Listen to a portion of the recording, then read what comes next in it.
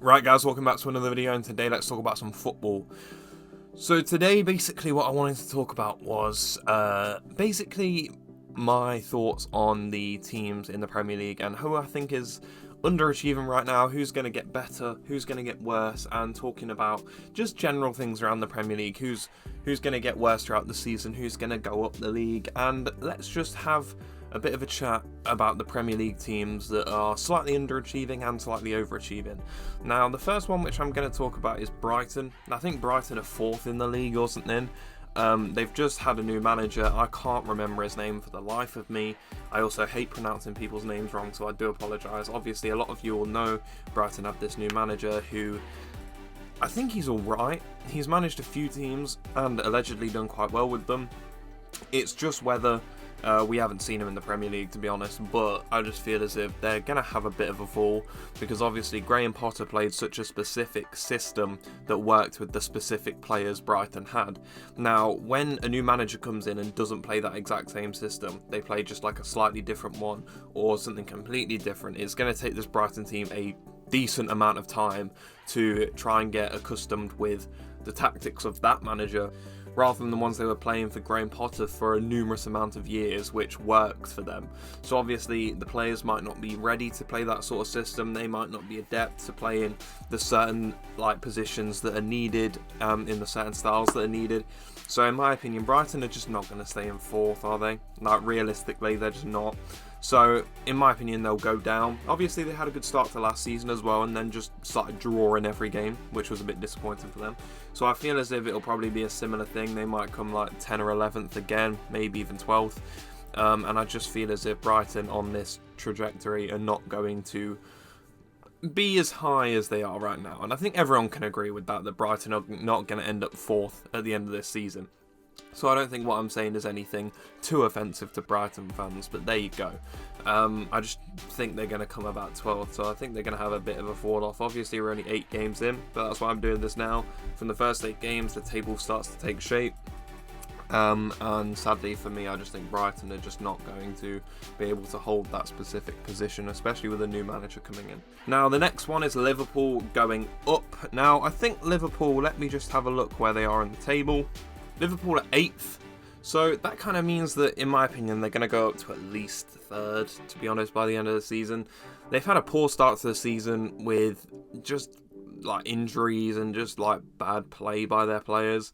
So Liverpool always come back strong, and they always have a bit of a slow start to a season, especially when they went on so hard last season, getting to all 4 levels. They got to the last day of the Premier League and still could win the title. They got to Champions League final, League Cup, FA Cup finals. So it does get that where they're probably a bit worn out, but hopefully stuff like the international break and stuff like the World Cup, for example, kind of helping some of their players out, although a lot of them are international players. Although Mohamed Salah obviously isn't going to the World Cup. There's quite a few that aren't going to go to the World Cup, so Andy Robertson as well, who's been in particularly bad form, probably have a rest there as well. I don't know about a lot of their midfield players, whether they'll get picked like Henderson. He probably will, but he might get a bit of a rest. But I just think the World Cup will help them, and I think these international breaks will help them get back to a position where they are fighting again for that title. Not challenging really, but they'll be in and around that sort of position where they won't be sick. They'll get Champions League, and it's quite obvious in my opinion how Liverpool, they've had a bad start to the season, but even now you can see them showing their skill and stuff in that 9-0 win against Bournemouth. They just need to stay consistent and stay true to the system which they play in and win so many games with. Now, the next one is Leicester City up. This is for my own sanity essentially. Mainly because we're bottom of the league right now. We're 1 point, and I think we got that from the first game week against a Brentford team, I think, or something like that. I don't even know. But Leicester, they just can't continue being this bad. Genuinely, it can't be this bad. If that means we have to sack a manager, if that means we have to sack some coaching staff, if that means we have to get some players in at January, this team will not get relegated by the end of the season. Please, please no. But I just think that Leicester's quality is there, and even though people are saying we've been really bad, the quality is there. Just having a consistent team and a consistent system that will just carry on and people can get used to. Changing the players and the system the whole time is not good for this team. They can't grasp any level of consistency or grasp any level of confidence when you're changing them around the whole time, playing different positions, playing different formations. It doesn't make sense, Brendan. And I think if you kept the team consistent and actually played the best team possible for every single game, not changing it whenever you feel like it, you'd actually have a decent chance. But that is just my opinion. Like, honestly, like, Leicester, stay consistent, please, and just get some points and come 15th, and I'll be happy. Moving on to Bournemouth. Bournemouth actually surprised me. When I was writing the script for this video, I was like, where's Bournemouth? Because I said them or Fulham are overachieving, but I do think Fulham is actually playing extremely well. Obviously, Bournemouth don't even have a manager right now. They've got like an interim manager. And Bournemouth are actually 12th. Now, in my opinion, Bournemouth is still going to get relegated. Now, they've obviously had some very good results. I think they've got like 5 points out of their last like 3 games or something ridiculous. But they're 12th right now. In my opinion, they're going to still come like 18th. So I think they're going to go down. It's a bit of a shame for them. Obviously, they've played decently well with their like coach that's there right now, but it's not a very stable club.